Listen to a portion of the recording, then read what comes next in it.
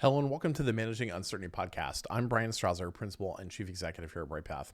And in this week's episode, I want to talk about a recent article from TLDR-Sec, which is a blog and regular newsletter that I have read for a number of years about information security. And it often gets into other security domains as well, but the primary focus is on information security or cybersecurity.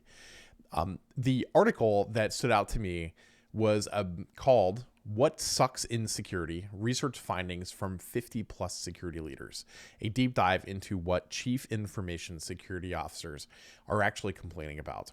And this article came about from a presentation that was done in October at SNUSEC Meetup, which I'm not familiar with, but I'm sure you can learn more about that out there. The article is written, and the underlying talk was presented by Maya Kaczorowski, hopefully I have said that correctly, and really summarizes her research into what she heard by interviewing, I think it was 57 CISOs to understand their biggest pain points in information security. So several of these, actually there were 6 topics that stood out to me that I have seen, and I wanted to take a few minutes and talk through this in our podcast today. The first pain point that Maya highlights in her article is overwhelming vendor landscape. That the challenge is the market is flooded with countless vendors that are offering similar security tools, making it very difficult for security leaders to differentiate those tools or services that are out there. And what she found diving into this is that marketing jargon often exaggerates the capabilities of a tool. I know this is a surprise to all of you. And it leaves leaders unsure of the real benefits or the real capabilities of these tools. That evaluating and selecting the right tools takes significant time and resources, and that integration between tools from different vendors is limited or cumbersome. The second challenge that she heard from the CISOs was access management. That manual processes for managing access requests led to a lot of inefficiencies and errors. The challenges that she heard here, were inconsistent entitlement definitions. We're talking about access entitlements here. That resulted in prolonged resolution times on access management tickets, that teams were overwhelmed by the simple sheer volume of requests, slowing down critical workflows, and that without automation, access provisioning often lacks proper scaling or audit capabilities.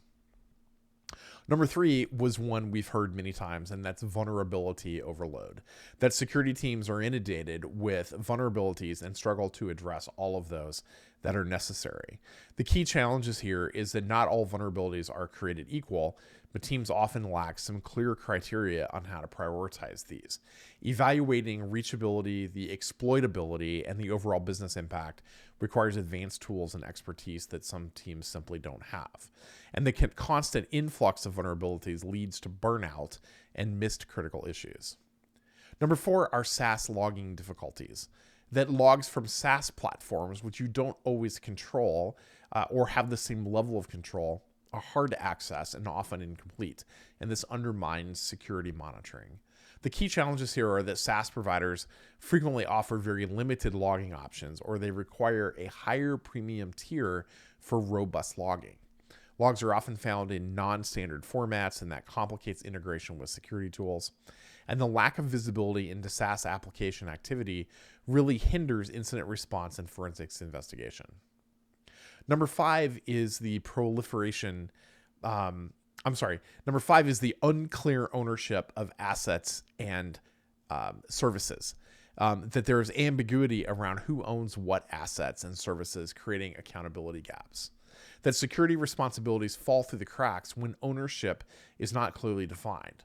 Cross-departmental collaboration becomes hampered when roles and responsibilities are unclear, and assets that don't have clear owners are less likely to be patched or be actively monitored for vulnerabilities. The next one was communication barriers. This is one that we have talked about before, but security leaders struggle to effectively communicate risk to stakeholders. Key challenges here are that technical jargon alienates non-technical executives, and that reduces buy-in for security initiatives. That quantifying risk in business terms is very complex, but it is critical for obtaining resources. And that misaligned priorities between security teams and other departments often slow progress.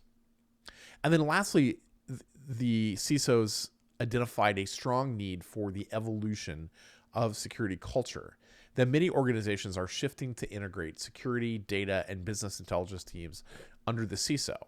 This creates opportunities. A cross-functional approach, of course, encourages more collaboration and better alignment with organizational goals. Viewing security as a core business function rather than as an isolated department improves resilience of the organization. And that this shift reflects a broader trend in security, moving from a compliance-driven role to being a proactive strategic partner for the organization. So these are some highlights from this article. We will link it in the show notes. I think it's a great read to really understand what sucks in information security right now and how we can improve moving forward.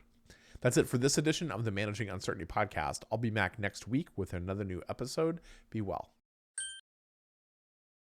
Thanks for watching our video.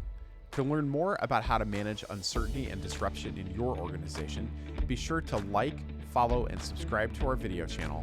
And here are a few more videos that we've selected that will help you learn more about business continuity, crisis management, and crisis communications.